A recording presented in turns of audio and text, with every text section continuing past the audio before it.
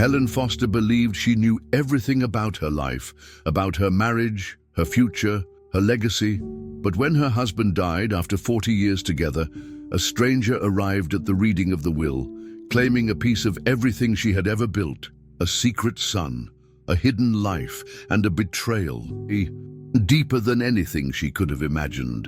At first, Helen thought it was just another wound she would have to survive, but the truth was far worse. Lies buried for decades would soon come to light, forcing Helen to fight not just for her home, but for her own identity. Stay until the end.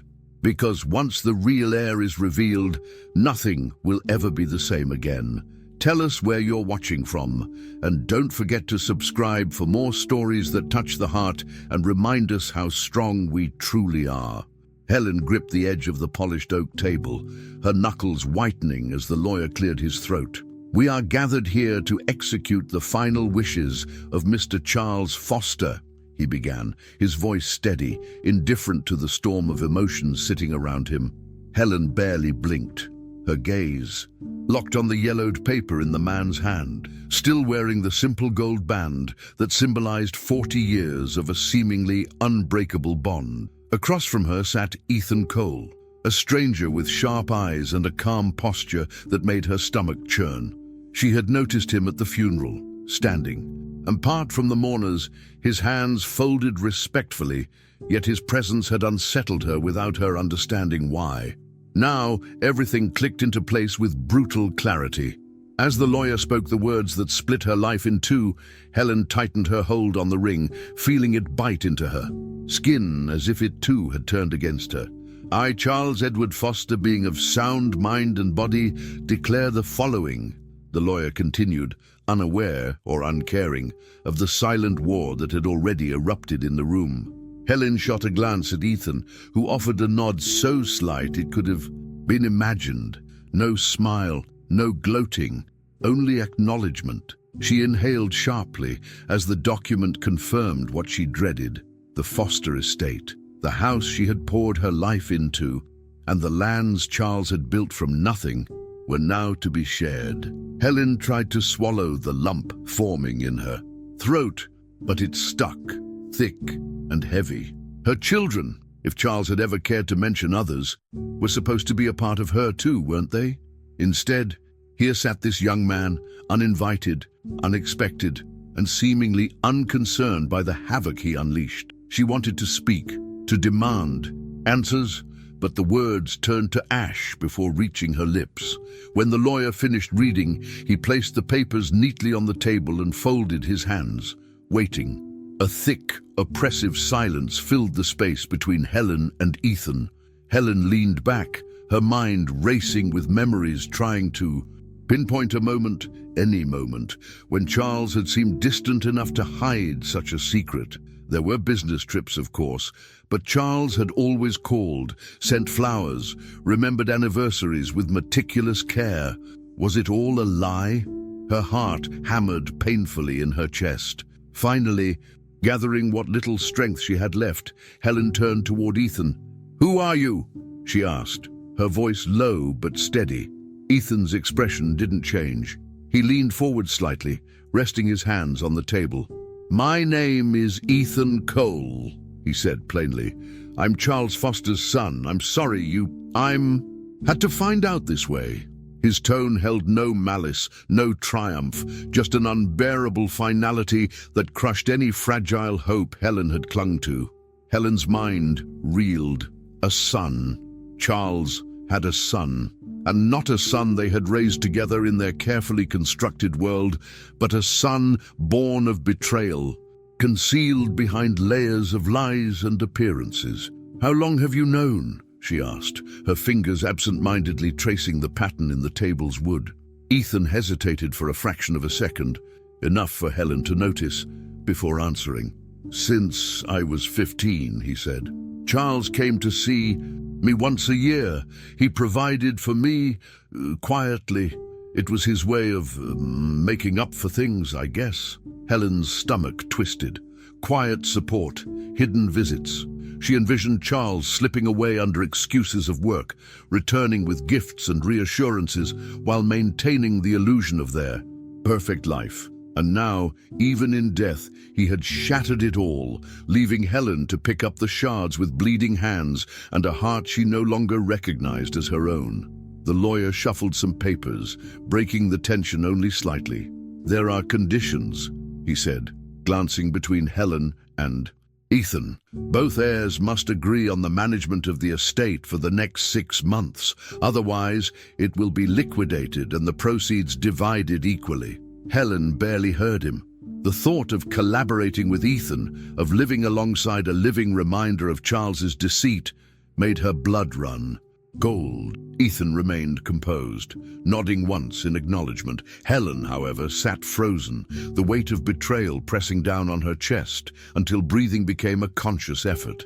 She looked at Ethan again, searching for any sign of deceit, any cracks in his calm exterior that might reveal a hidden agenda. But there was nothing, only a young man carrying the burden of a secret, not of his making, and now, it seemed, the key to her future. Helen pushed her chair back, the scraping sound harsh against the polished floor. "Excuse me," she murmured, gathering her purse with trembling hands. She couldn't stay here not another second. Without waiting for permission or pleasantries, she exited the room, her heels striking the marble floor with sharp, erratic beats. She didn't know where she was going, just away, as far away from the suffocating truth as possible. The corridors blurred around her as she moved, her mind stuck on one cruel, unanswerable question. Why hadn't Charles told her? She had been loyal, loving, faithful. Hadn't she deserved the truth? The betrayal festered like an open wound, raw and blinding, and no amount of rationalization could stitch it closed. Her entire life, the one she had fought to build, was now a house of cards collapsing under the weight of one man's cowardice. Outside, the cold air bit at Helen's skin, but she welcomed the sting. She leaned against the stone railing overlooking the Foster gardens she had tended to for decades, now feeling like they belonged to someone else. Ethan's face hovered in her mind, not cruel, not smug, just there, unavoidable, undeniable. Helen clenched the railing until her palms ached, fighting back the scream clawing at her throat. She had lost Charles once to death, but now she lost him all over again to the ugly truth he had left behind. The realization settled into her bones with chilling finality. There was no fixing this, no comforting lie left to cling to. Only the brutal certainty that her future, once so carefully mapped out, had been rewritten without her consent. Ethan stepped into the doorway, keeping a respectful distance. "Mrs. Foster," he said softly, his voice carrying across the distance. Helen didn't turn around. She didn't trust herself to speak. After a moment he added, "I didn't come here to hurt you. I just wanted to know where I come from." Helen closed her eyes, feeling the bitter sting of tears she refused to shed. She understood on some distant logical level. But logic had no place in the wreckage Charles had left behind. Without looking at him, she whispered, "Some doors, once opened, can never be closed again." She heard Ethan shift his weight, then step back inside, leaving her alone with the ruins of her life and a decision she had no idea how to make. Helen slammed the thick library door shut behind her, the force rattling the nearby shelves. Books, meticulously arranged over decades, stared back at her in silent judgment as she crossed the room in quick, angry strides. She needed proof. She needed anything to tell her that this nightmare could be undone, that Charles hadn't betrayed her so thoroughly. Tossing her handbag onto a chair, she went straight to the tall file cabinet tucked behind a leather armchair, a relic from the days Charles still handled paperwork manually. She yanked the drawers open, flipping through files, contracts, personal letters, anything that might offer an explanation. The image of Ethan's calm face haunted her. He had said Charles acknowledged him, had gone so far as to support him. Now, rumors were beginning to sprout, whispers growing into something uglier, more tangible. Helen's fingers closed around a worn manila envelope marked private. Heart pounding, she pulled it free. Inside, she found a birth certificate with Ethan Cole's name, her husband listed unmistakably under father. There was no attempt to hide it, no false names, no legal trickery. Beneath it, a series of bank statements showed regular payments to a woman Helen had never heard of, dating back over 2 decades. Letters from Charles to Ethan, awkwardly affectionate, filled with empty promises of a future meeting that somehow never came. Helen sat heavily into the armchair, the documents splayed across her lap like a cruel testament. Ethan had not lied. Charles had recognized him. A raw, wounded sound escaped Helen's throat as she pressed a shaking hand against her mouth. How many Sunday lunches, anniversary trips, and whispered goodnights had been layered over this betrayal. Each proof she uncovered, stripped away. Another memory she had once treasured, until her marriage felt like a well-rehearsed play, masking a life she never really knew. The sharp ring of her phone pierced the room, startling Helen out of her daze. She grabbed it without checking the caller ID. "Helen, it's Margaret," came the voice of her oldest friend, tight and awkward. I'm just calling to say, maybe it's better if we postpone the luncheon next week. You understand, don't you?" The unspoken accusation in her voice was deafening. Helen's grip tightened on the phone, her knuckles blanching. "Of course," she said hollowly, her voice betraying none of the rage and humiliation burning under her skin. She hung up before Margaret could offer any more pitiful excuses. Setting the phone down with deliberate care, Helen realized the rot was spreading faster than she had anticipated. Not even a full day had passed since the will was read, and already old alliances were crumbling. It wasn't just the fortune at stake, it was her dignity, her place in the very community she had helped build alongside Charles. A knock echoed against the door, and before Helen could answer, Ethan stepped into the room, a folder clutched tightly in his hands. His expression was cautious but determined. "I thought you might want to see this," he said, holding the folder out toward her. Helen didn't move. She watched him, noting the slight tremor in his hand, the nervous set of his jaw. Finally, she reached for the folder and opened. Inside were more letters, handwritten, dated, personal. Charles's scrawl was unmistakable, every line a dagger. Promises to Ethan of acknowledgement, of integrating him into the Foster legacy when the time was right. Apologies for the delays, assurances of affection. Helen closed the folder. Without reading further, feeling sick. "Why bring this to me?" she asked, her voice barely a whisper. Ethan hesitated. "Because you deserve to know the truth," he said simply. "And because whether you want to or not, you're a part of my story now too."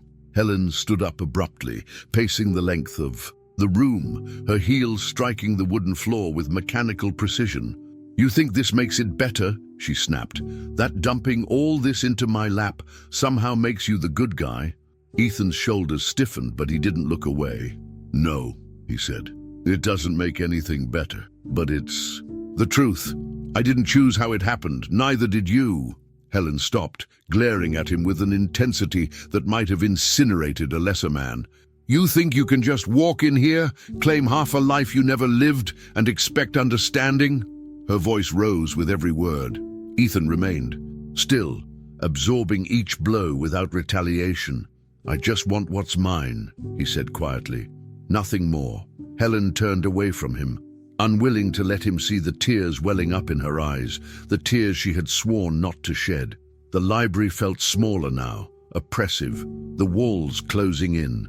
Around Helen, she grabbed a decanter of brandy from a nearby shelf and poured herself a generous measure, the liquid sloshing violently in the glass.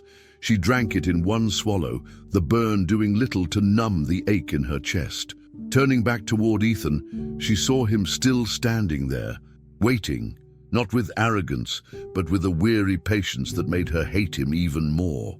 "I built this life," she said, her voice breaking, "brick by brick, sacrifice after sacrifice. Do you have any idea what it's like to give your entire being to someone, only to find out you never really knew them? At all?" Ethan's face softened, but he said nothing. He couldn't. There was no apology he could offer that would erase the decades she had lost to a lie. From somewhere within the house, Helen heard a faint buzz, her name being murmured behind closed doors, neighbors exchanging furtive glances as they passed the estate's iron gates. It didn't matter that no formal scandal had been announced. The community thrived on suggestion, and Helen's name was now tainted by association. She could already envision the headlines barely disguised as gossip pieces. Respected matriarch faces family. Secrets. Foster fortune entangled in paternity scandal. Helen clenched her fists, the humiliation unbearable. She would not allow herself to be pitied. She would not be a tragic footnote to Charles Foster's legacy. Straightening her spine, she met Ethan's gaze with renewed steel. "You want your inheritance," she said, her voice slicing through the thick air. "Then you will have to fight for it, and I promise you I won't make it easy." Ethan's mouth tightened into a grim line, but he nodded once, accepting the battle Helen had declared. As Ethan left the room, Helen gathered the documents into a pile and set them on fire in the small fireplace behind the desk, watching as years of secrets turned to ash. She didn't need written proof of her husband's betrayal. She carried the evidence etched into every fiber of her being now. Tomorrow, she would face the lawyers, the neighbors, and whatever vultures came sniffing around her life. But tonight, she would sit in the ruins of her memories, in the hollowed-out shell of the life she thought she had, and mourn, not for Charles, not for herself, but for the woman she had once been, naive, trusting, and blind. "I want everything," Helen said, her voice sharp as she leaned across the polished desk of Gregory Langston, one of the city's most ruthless attorneys. Gregory didn't flinch. He simply steepled his fingers under his chin and regarded her thoughtfully. "Everything?" he echoed. Helen nodded firmly. "Bank accounts, property records, phone logs. I want to know exactly where Charles was every time he said he was working late. I want every secret dragged into the light." Gregory scribbled a note on his legal pad before lifting his gaze again. "It will take time. Discretion too, if you don't want. This blowing up worse than it already has." Helen's mouth twisted into a bitter smile. "At this point, I don't care who knows. I only care about the truth." With a final nod, Gregory assured her he would handle it, mentioning that he had a trusted private investigator he would bring onto the case. Helen left the office with her heart pounding, not with fear, but with the desperate hope that somehow she could reclaim her dignity by uncovering the full extent of Charles's betrayal. Less than a week later, Helen found herself driving down a cracked, winding road that led out of the city and into a neighboring town she barely remembered visiting.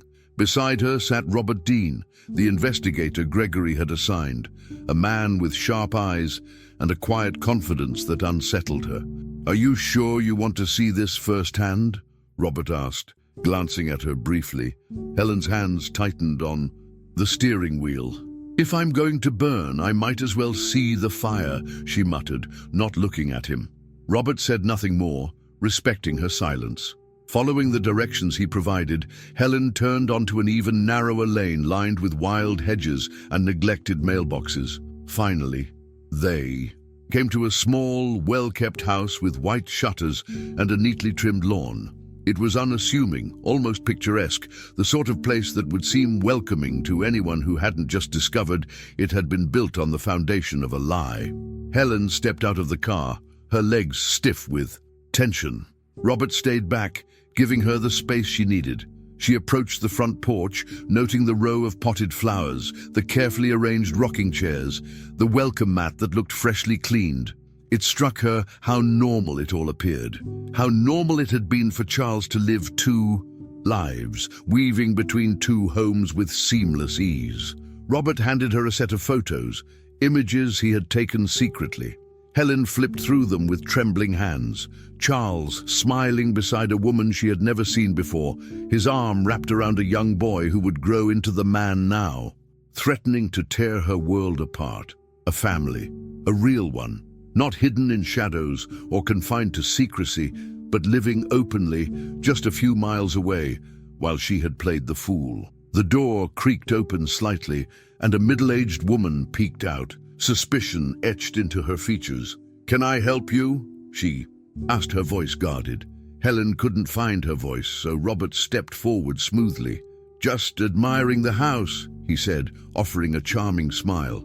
The woman's eyes narrowed, but after a moment she nodded curtly and closed the door again. Helen felt like she had been struck. That woman, Gloria, according to Robert's report, had likely answered hundreds of knocks without a second thought, living comfortably, blissfully ignorant of the other world Helen inhabited. Or perhaps not. Perhaps Gloria had known all along and simply not cared. The thought hollowed Helen out in a way nothing else had. She turned away from the house, barely seeing the road, as Robert led her back to the car. Inside the vehicle, Helen stared blankly ahead, the folder of evidence open on her lap. There were pictures of birthday parties, family vacations, ordinary moments captured in vivid detail. Each photograph was a knife to the gut. "He bought this house 22 years ago, Robert said quietly. "Cash purchase, under a trust that obscured his name. He's been paying taxes on it ever since. Clean records. Nothing shady except the deception itself." Helen flipped to a photo showing Charles teaching a young Ethan how to ride a bike in the driveway. His face was animated, alive in a way she hadn't seen in years.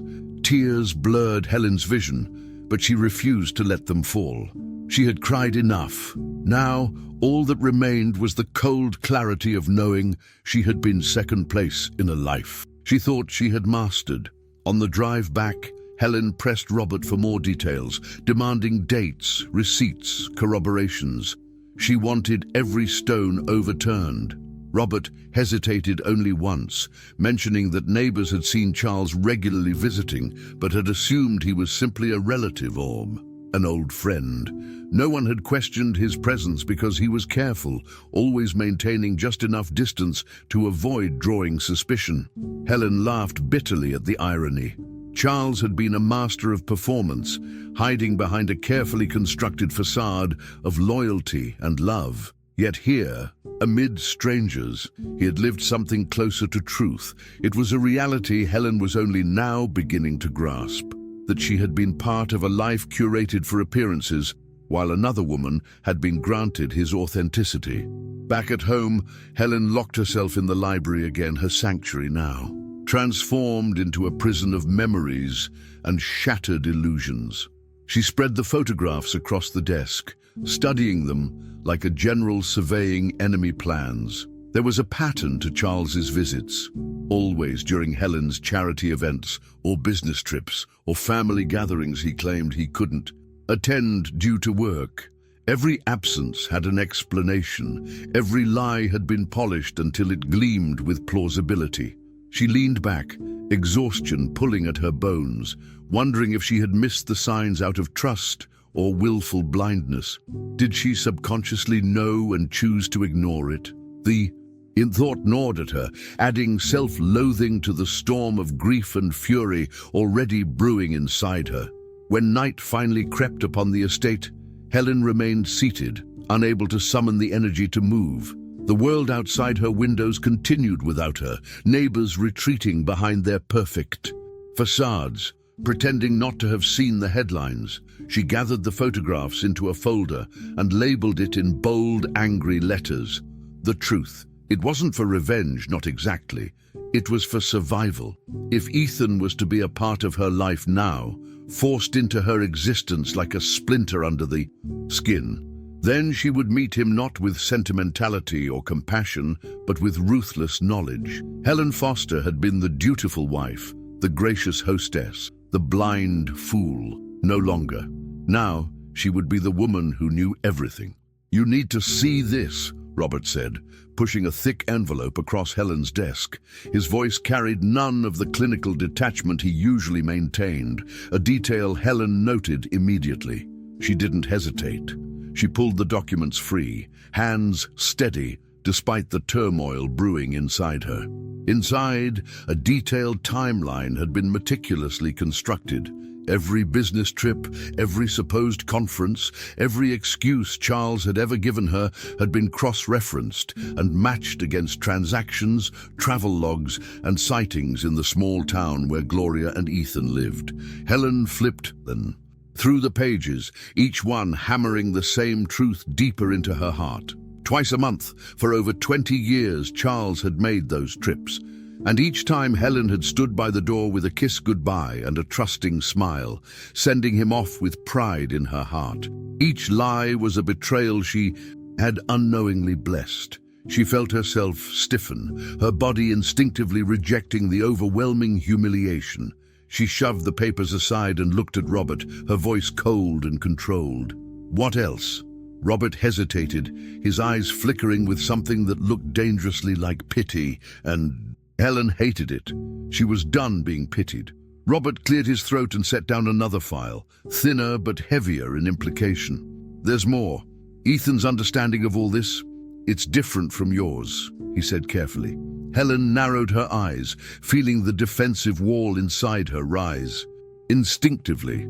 "Different how?" she asked, her tone sharper than she intended. Robert opened the file to reveal a series of interviews, notes from conversations he had discreetly arranged with people close to Ethan, teachers, neighbors, old friends. He grew up thinking Charles loved him, but "I couldn't be with him openly because of you," Robert said. The words landed like blows. Helen flinched but quickly recovered, her jaw tightening. "Me?" she repeated, disbelieving. Robert nodded grimly. "To Ethan, you're not an innocent. You're the reason his father lived a life split in half. He doesn't see Charles as a coward. He sees you as the obstacle." Helen's mind reeled.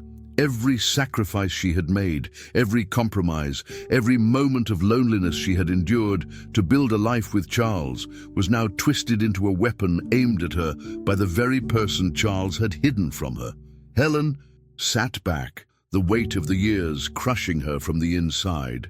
Images flooded her mind unbidden. Charles standing by the fireplace, telling her he couldn't join her family at the lake house because of an urgent meeting. Charles missing their anniversary dinner because of a last-minute deal. Charles coming home late with flowers and a tired smile that she had accepted without question. Each memory, once a cherished proof of their shared life, now soured into evidence of her own foolishness. She gripped the arms of her chair to anchor herself as her thoughts spiraled. Gloria had been living a life parallel to hers, a life that mirrored Helen's own so closely it was almost grotesque. Birthdays celebrated a day early, father-son fishing trips disguised as client retreats. They had both been actors in a play directed by Charles Foster, neither woman knowing the other existed, both believing they held a special, unique place in his heart. A sharp knock interrupted Helen's spiraling thoughts, and Ethan entered without waiting for permission. Robert made himself scarce with a polite nod, leaving them alone. Helen braced herself as Ethan approached, his face impassive, but his eyes burning with something she couldn't quite name. "You've been digging," he said flatly. Helen met his gaze without flinching. "I have a right to know the truth," she replied, her voice even. Ethan scoffed, crossing his arms over his chest. "The truth?" he repeated mockingly. "You mean your version of it?" Helen rose from her chair slowly, every movement deliberate. "The truth doesn't change depending on who's telling it," she said. Ethan shook his head. "Maybe not, but perspective does." He took a step closer, lowering his voice. "You lived your whole life with him. You had his name, his house, his attention. We got scraps. You think you're the only one who lost something." His bitterness was palpable, wrapping around them like barbed wire. Helen opened her mouth to retort, to explain that she had been just as blind, just as betrayed. But Ethan wasn't finished. "My mother waited. And for him," he said, his voice cracking slightly, "every time he said he was going to fix things, every time he promised that someday he wouldn't have to hide anymore. We waited and waited until we realized someday was never coming." Helen swallowed hard, her anger warring with an unexpected pang of empathy. She could see now that Ethan wasn't just angry, he was grieving too, grieving the father he thought he had, the life he thought he deserved. Helen forced herself to remember that while her world had been built on lies, Ethan's had been built on broken promises. It didn't make him less of an adversary, but it made him human. And in that humanity, Helen saw the true extent of Charles's cruelty, not just toward her, but toward everyone he had claimed to love. "You blame me for his cowardice," Helen said, her voice low but steady. "But I didn't choose this. I didn't choose to be the woman he married instead of the one he hid." Ethan's mouth tightened into a grim line. "Maybe not, but you benefited from it." Helen stepped closer, the air between them crackling with decades of resentment neither of them had earned, but both had inherited. "If you think for 1 second that this life was easy, that standing by Charles while he built his empire cost me nothing, you're wrong," she said. "He wasn't the man you think he was, and he wasn't the man I thought he was either." Ethan looked away, the first crack in his armor showing. Helen seized the moment. "We were both lied to, Ethan. Used. Don't you see? Neither of us got the real Charles Foster. We only got the pieces he was willing to give." For a long moment, Ethan said nothing. Helen watched him struggle with the weight of it, the unbearable realization that the man who had shaped both their lives had been a fraud. Finally, he exhaled, a long, weary breath that seemed to deflate him. "Maybe you're right," he admitted quietly, "but that doesn't change anything. I still have to fight for what's mine." Helen nodded, respecting the honesty even as it stung. "And I'll fight for what's mine," she said. They stood there, two people bound by betrayal, neither willing to yield. Helen realized then that this wasn't a battle they could win. Not really. Even if one of them ended up with more money, more land, more recognition, they would both remain broken by the same man, forever trapped in a war neither had started, but both were destined to finish. "I'm filing the claim tomorrow." Ethan's words were sharp, final, cutting through the thick tension between them.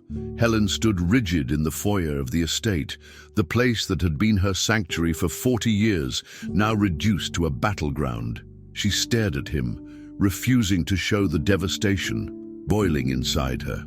"You're really going through with this?" she said, each word measured, controlled, yet filled with an ache that no dignity could mask. Ethan didn't flinch. "It's my right," he answered. "He wanted me to have it. It's in the will." Helen shook her head slightly, a bitter laugh, escaping before she could stop it. "He wanted too many things," she muttered, mostly to herself. There was no convincing Ethan. In his mind, she was the usurper, the woman who had lived a lie at his expense. Helen turned away from him, unwilling to give him the satisfaction of seeing the despair, clouding her eyes, and ascended the stairs she had once decorated with garlands for Christmas, now feeling like a prisoner walking to her execution. Helen spent the following days entrenched with Gregory Langston, desperate to find some legal foothold, some technicality that could save her home. They pored over documents, analyzed wording, dissected precedents, but every stone they turned revealed the same harsh truth. Charles had been meticulous. While Helen was tending to the life they built together, he had been constructing a legal safety net for Ethan. "The language here is brutal," Gregory said, tapping a paragraph with his pen. "He names you with affection, but he assigns the primary inheritance rights to Ethan. It's almost airtight." Helen leaned back in her chair, pressing her fingers against her temple. The betrayal ran deeper than she had feared. Not just emotional, but now legal, sanctioned, irreversible. Gregory's voice softened. "There's a slim chance we could argue undue influence, emotional distress, or lack of mental clarity at the time of amendment. But I'm not going to lie to you, Helen. It would be a long shot." Helen nodded numbly. She wasn't afraid of the fight. She was afraid of what she might lose even if she won. The court date arrived faster than Helen expected, as if the universe itself was eager to strip her of what little she had left. She sat in the stiff leather chair next to Gregory, hands folded tightly in her lap, as Ethan and his attorney a polished shark of a woman named Marissa Kent, presented their case. Marissa spoke with a calm, confident venom, outlining Ethan's claim to the estate as not just legitimate, but as an act of correcting a long-standing injustice. Helen listened in a detached daze as they painted her life, in strokes of privilege and exclusion, a narrative where she was the villain who had reaped the rewards of another's pain. When it was Gregory's turn, he fought valiantly, challenging inconsistencies, highlighting Helen's decades of contribution to the property's upkeep and legacy. But Helen could feel it, the slow, inevitable shift of sympathy toward Ethan, the blood of Charles Foster undeniable in his veins, and now, apparently, the only currency that mattered. When the judge finally spoke, Helen already knew what the decision would be. Ethan was granted partial ownership immediately, with full rights pending resolution of the estate's final division. In practical terms, it meant Helen had to vacate, unless she reached a private settlement, which Ethan showed no interest in offering. She sat frozen as the courtroom emptied, her world shrinking to the ticking clock on the wall, each second hammering the reality deeper into her soul. Gregory leaned close, his voice low.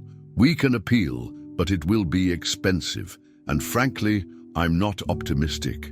Helen nodded once, not trusting herself to speak. The home where she had hosted birthdays, anniversaries, wakes, and celebrations, where she had become a wife, a mother, a widow, was no longer hers. It had been ripped away not by strangers, but by blood and betrayal, wearing the face of a young man who saw her only as an obstacle to be crushed. Packing was a humiliation unlike anything Helen had ever endured. She wandered from room to room, her fingers grazing the furniture, the walls, the memories, as if trying to imprint them onto her skin. Suitcases lined the hallway like silent sentinels of defeat. Family portraits, once proudly displayed, now lay scattered on the floor, some frames broken, glass splintered. Helen crouched beside one photograph, her and Charles young and foolishly in love, and picked it up with trembling hands. She debated throwing it against the wall, shattering it into 1,000 irreparable pieces, but she couldn't. Instead, she tucked it quietly into a box marked private, knowing some wounds could not be cauterized by rage alone. The echo of her footsteps in the emptying halls seemed to mock her, each creak and shift of the house a reminder of what she had lost. She fought back tears, refusing to let them fall. This place had been her life's work, and now it would be the stage where another woman's son would rewrite her history. Robert arrived mid-afternoon, offering to help move the boxes, but Helen refused. She needed to do it herself. She needed to feel every cut, every bruise, every indignity, because it was the only thing left that was truly hers. "I'm sorry," Robert said, as he carried a heavy trunk toward the car. Helen gave him a thin smile. "Don't be. You didn't betray me." The real betrayal had come wrapped in a wedding ring and decades of broken promises. As the last of her belongings were loaded into the vehicle, Helen stood on the porch staring at the house one final time. She wondered if Ethan would redecorate, paint over the careful choices she had made, tear down the gardens she had loved. Would he erase her entirely, or would some ghost of her presence linger, haunting him in ways he could never fully escape? Part of her hoped for the latter, not out of cruelty, but as a final, stubborn reminder that she had mattered, that she had been there. That night, Helen checked into a modest hotel on the outskirts of town, the kind of place she had once considered beneath her standards. Now, it was all she could afford until she decided. Her next move, she placed the private box on the bedside table and sat on the bed, feeling the cheap mattress sag beneath her. It was not the life she had planned. It was not the life she had built, but it was the life she had left. She opened the box and pulled out the old photograph, tracing the edges with her fingertip. Charles's smile stared back at her, frozen in time, blind to the wreckage he had caused. Helen exhaled slowly, the ache in her chest dull but ever present. She would rebuild somehow. She would find a way to exist outside the shadow of a man who had stolen so much more than just a home.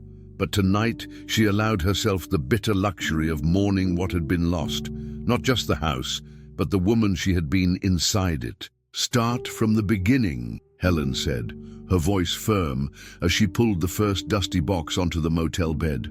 Gregory had been hesitant when suggesting the idea that perhaps, buried somewhere in Charles's old personal archives, there could be documents that challenged the neat narrative Ethan and his lawyers had built. Helen didn't hesitate. She needed to believe there was a thread she could pull to unravel the betrayal that had cost her everything. She sliced through brittle tape and opened the box, coughing slightly at the cloud of dust that rose.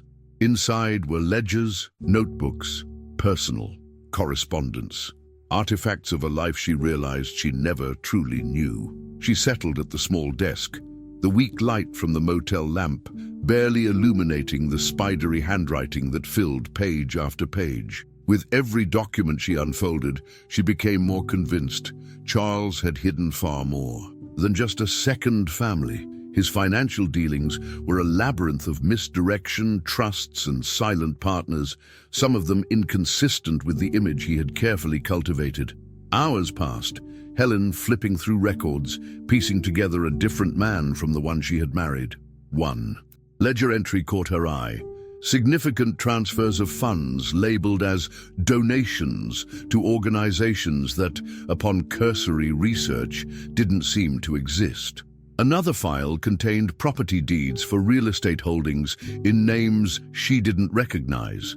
A pattern emerged, and within that pattern, discrepancies. Money moved without clear purpose. Beneficiaries shifted without explanation.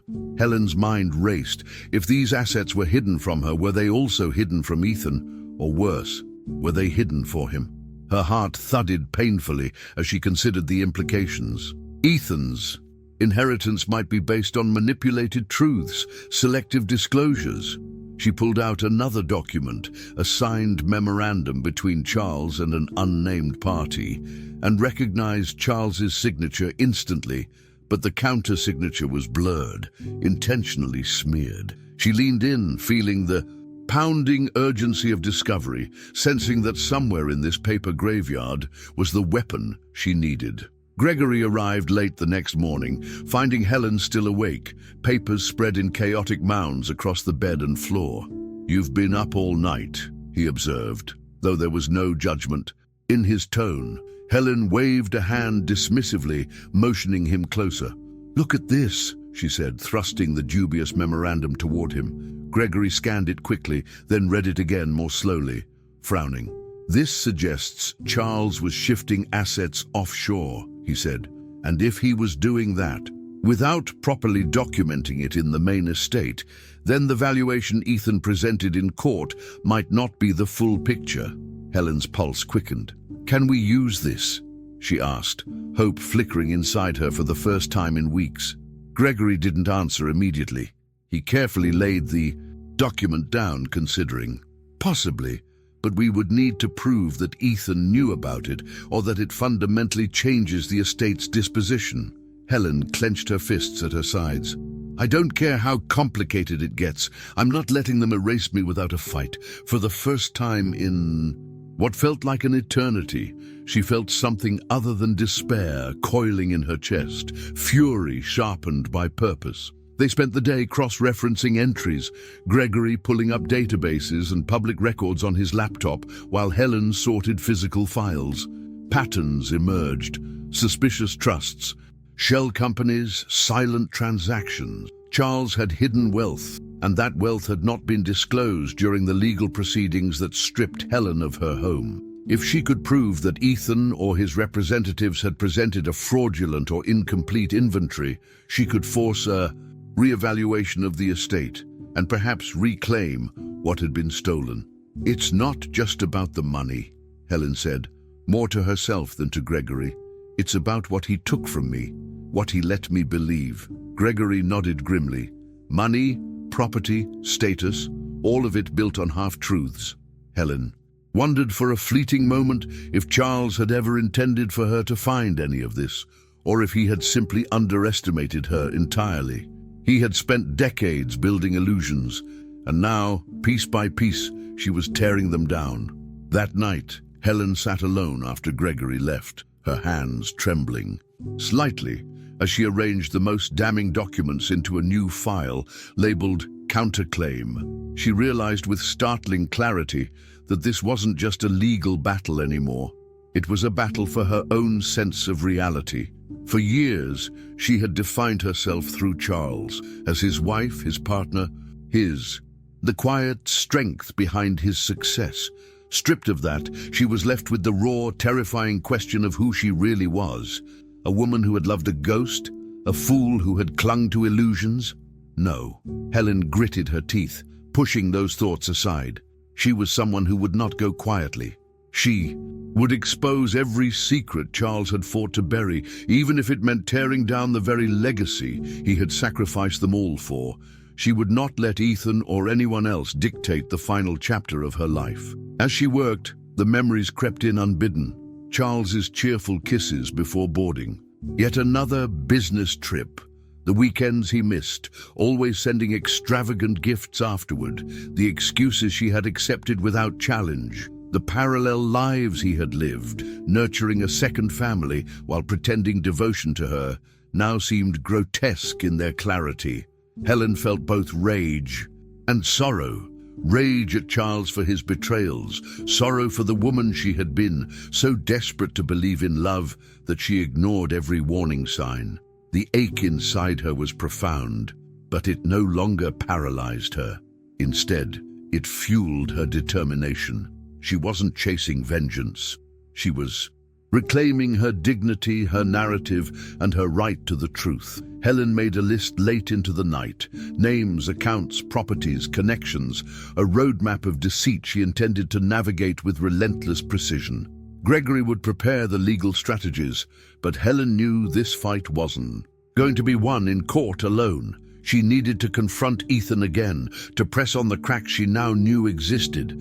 There were too many questions, too many inconsistencies Ethan hadn't explained. She needed to see his reaction, gauge whether he was truly as ignorant as he claimed, or if he was complicit in the theft of her life. Her instincts screamed that Ethan knew more than he had revealed, and if there was one thing Helen had learned, it was that no one survived untouched in Charles Foster's empire of lies. "I have it," Gregory said, as he pushed open the door of Helen's small rented apartment, waving a sealed envelope in his hand. Helen sprang to her feet, heart hammering in her chest, barely able to breathe. She snatched the envelope from him and ripped it open with trembling fingers. Her eyes scanning the document hungrily. There in black and white was the truth she hadn't dared to hope for. Ethan Cole was not the biological son of Charles Foster. Helen pressed a hand to her mouth, overwhelmed by a wave of emotions. Vindication, rage, sorrow, all colliding in a single, suffocating moment. Gregory was already explaining in rapid, precise terms. The DNA test leaves no room for doubt. Ethan's father is another man, someone Charles never named in any of his papers. We cross-referenced Gloria's medical history and public records. There was an accident years ago, and Charles felt responsible. He took them in out of guilt. Helen barely heard him. Her mind raced ahead to what this meant. The will, the estate, her life, all built on a lie crafted not just to betray her, but to deceive Ethan too. She clutched the paper tighter. The flimsy sheet now the heaviest burden she had ever held. When Gregory suggested an emergency court hearing to present the new evidence, Helen didn't hesitate. The process was swift. The judge granted an expedited session, and notices were sent out immediately. Helen prepared herself, rehearsing every word she would say, even though deep down, she knew no speech could fully capture the scale of the betrayal about to be unearthed. As she sat in the courtroom once again, the DNA test tucked safely in her bag, she watched Ethan across the aisle. He seemed calm, almost smug, confident in the righteousness of his claim. Helen's heart twisted, painfully. In a few minutes, that confidence would be shattered. Part of her grieved for him, for the pain he was about to experience. But another part, the part that had dragged suitcases across the floor of her stolen home, refused to pity him. She adjusted her posture, straightened her shoulders, and nodded to Gregory.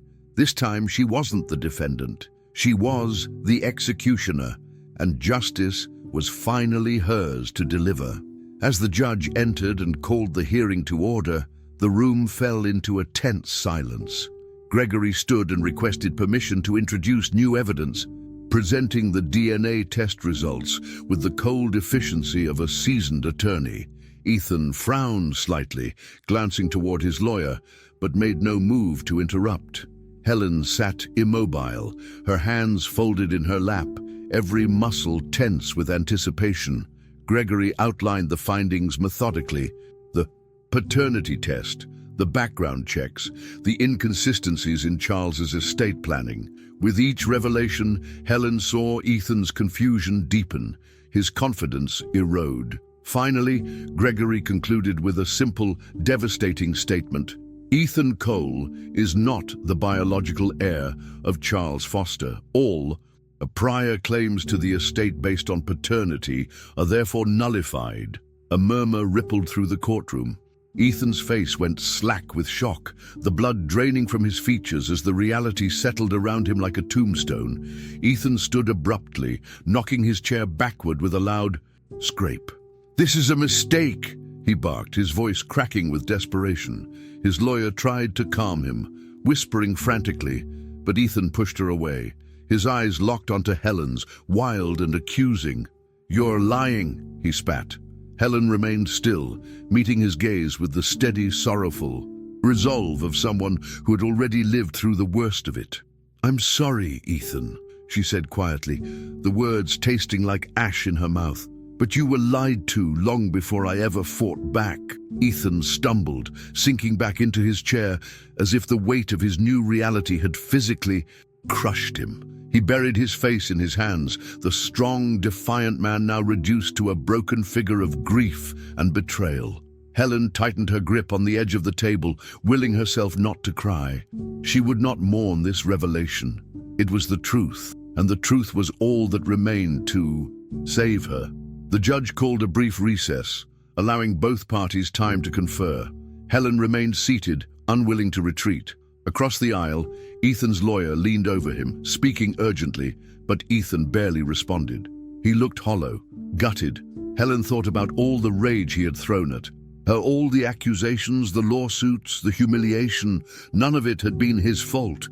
He had fought for a lie he believed in with everything he had, and now, stripped of it, he was just another casualty of Charles's selfishness. Helen's throat tightened painfully, but she forced herself to breathe evenly. This wasn't the end. There would still be negotiations, settlements, perhaps even new lawsuits. But the tide had turned. She wasn't the usurper anymore. She was the rightful heir, the legitimate widow of Charles Foster, and no amount of pity for Ethan would change what needed to be done. Next, when court reconvened, the atmosphere was different. Ethan sat slumped, defeated, while his lawyer asked for an extension to review the new evidence. The judge agreed, setting a new date for final disposition. As they stood to leave, Helen paused at the door, turning back to look at Ethan one last time. He lifted his head, and for a brief moment their eyes met.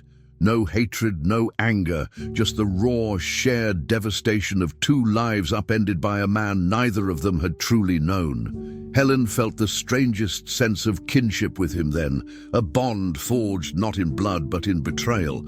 She gave a small nod, an acknowledgement of his pain, of the injustice done to them both. Then she turned and walked out, her heart heavier but her spine straighter than it had been in months. Outside the courthouse, Gregory caught up with her, his expression grim but relieved. "You did it," he said simply. Helen shook her head slowly.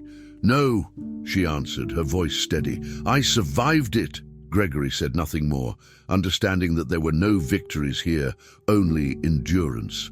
Helen glanced at the sky, not looking for signs, not wishing for omens. She wasn't the woman who waited passively anymore. She was the woman who tore down lies, who built truth out of ruins. And whatever came next, the settlements, the rebuilding, the loneliness, she would face it on her terms. No longer a pawn in Charles Foster's game, no longer a relic of someone else's life. For the first time in a long time, Helen Foster belonged to herself. "I'm not here to destroy you," Helen said, her voice calm but firm as she faced Ethan across the negotiation table. Gregory sat beside her, papers laid out in meticulous order, while Ethan's new attorney, a somber man with none of Marissa Kent's arrogance, watched closely. Ethan looked worn, his confidence stripped away by the revelations of the last hearing. Helen studied him, seeing not the adversary who had once threatened her entire world, but a young man lost in a narrative he hadn't created. She pushed a folder across the table toward him. "This is my offer," she continued. "I will retain the house and the primary assets associated with Charles Foster's estate. However, I'm establishing a trust fund in your name. It will be enough for you to rebuild your life on your own terms, with dignity." Ethan's hands trembled slightly as he opened the folder, scanning the proposal with disbelief. "Why?" he asked hoarsely, lifting his gaze to meet hers. Helen inhaled deeply. "Because punishing you for the lies of others won't heal me. It won't bring back what was lost. We both deserve a chance to move forward, free from the weight of a past we didn't choose." The room fell into a heavy silence, broken only by the scratch of Ethan's pen as he signed the agreement minutes later, his hand steadying with each stroke. Helen watched him, a strange mixture of sorrow and pride swelling in her chest. She hadn't come to this decision easily. There had been nights filled with rage, with fantasies of revenge that promised hollow victories. But as she stood now, legally triumphant yet emotionally scarred, she understood that true power lay not in crushing her opponent, but in offering grace when it was hardest. Ethan closed the folder and pushed it back toward her, nodding once. It wasn't an apology, nor was it gratitude. It was something deeper, a silent acknowledgement of shared survival. Helen accepted it without a word. There was nothing left to say. Their war was over, and in its place, a tentative peace took root, fragile but real. Days later, Helen returned to the house, her house, carrying a small sapling tucked carefully under her arm. The movers had already delivered the last of her belongings, restoring some semblance of normalcy to the vast, echoing rooms. But Helen knew the soul of the place needed more than furniture to be whole again. She knelt in the garden where she and Charles had once dreamed of planting fruit trees they never got around to, and dug a small, deliberate hole. Her hands, ungloved, worked the earth with slow determination, grounding her to this new reality she was forging from the ashes of betrayal. She placed the sapling gently into the soil, patting it into place, the young tree standing stubborn and proud despite its size. As she finished, she became aware of a figure standing at the edge of the property. Ethan, watching silently from a distance, a duffel bag slung over one shoulder. Helen didn't wave or call. "Out." She simply straightened, brushed the dirt from her hands, and nodded once in acknowledgement. Ethan returned the gesture, his expression unreadable, but free of the bitterness that had once defined their encounters. Without a word, he turned and walked away, heading toward whatever life he would now build for himself. Helen stood there for a long moment, feeling an unexpected lightness in her chest. She hadn't just defended her home, she had reclaimed her soul. The tree at her feet, fragile and unsteady, mirrored her perfectly, a symbol of what could grow when the past was finally laid to rest.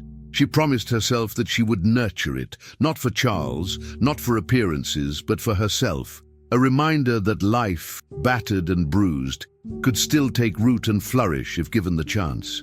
Several days later, Helen found herself standing in front of Charles Foster's grave. She carried no flowers, no tokens of devotion. She owed him none. In her hand, she held only a small stone, smooth and unremarkable, which she placed carefully atop the headstone, a symbol not of love, but of farewell.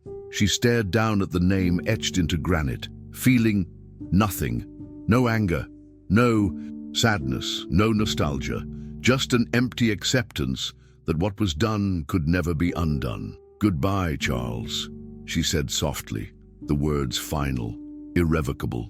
She turned and walked away without looking back, leaving behind not just the man who had betrayed her, but the version of herself that had lived in his shadow. With each step, she felt lighter, freer, untethered from a history that no longer defined her. Helen returned home in the early afternoon, the house welcoming her not as a relic of pain, but as a canvas of possibilities. She moved through the rooms slowly, touching the banisters, the walls, reclaiming each space with silent determination. She would repaint the walls, rearrange the furniture, breathe new life into every corner, not to erase the past, but to coexist with it, to acknowledge its lessons without allowing it to dictate her future. She made a mental list as she moved. The guest room would become a studio, the sitting room a library. The master bedroom, once a shrine to a broken marriage, would be her sanctuary now, a space carved out for healing, not for mourning. Every choice she made from now on would be hers alone, free of old obligations and ghostly expectations. That evening, as the sun dipped behind the horizon, Helen stood at the garden's edge, admiring the sapling. Its leaves caught the last golden rays, shimmering with a promise only time could fulfill. She whispered a quiet vow to it, and to herself, that she would protect it, nurture it just as she would protect and nurture her own hard-won peace. She thought briefly of Ethan, wondering where he had gone, whether he had found a place to plant his own roots.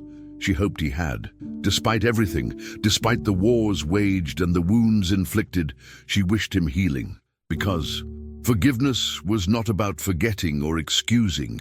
It was about freeing herself from the chains of resentment that would otherwise anchor her to a life she no longer wanted to live. She breathed deeply, letting that understanding settle into her bones like a benediction. Helen turned away from the garden, walking back toward the house with steady steps. Tomorrow would be another day filled with choices and changes, but tonight she allowed herself the simple, profound victory of survival. The house behind her was no longer just a battleground or a museum of old grief. It was hers, reshaped, reclaimed, reborn. She paused on the porch, her hand resting briefly on the doorframe, and smiled. Not because she had won everything, but because she had lost everything that didn't belong to her anymore, and discovered, in that loss, the only thing that truly mattered, herself. Every story we bring here is crafted with great care, thinking of you who follow us and inspire us to keep going. If this story touched your heart in any way, please share your thoughts with us in the comments. We truly love hearing from you. And don't forget, subscribe to our channel and leave a like. Creating stories like this takes weeks of hard work and dedication, and your support is what keeps us motivated to continue bringing you special content. Thank you for being part of our family. We'll see you in the next video.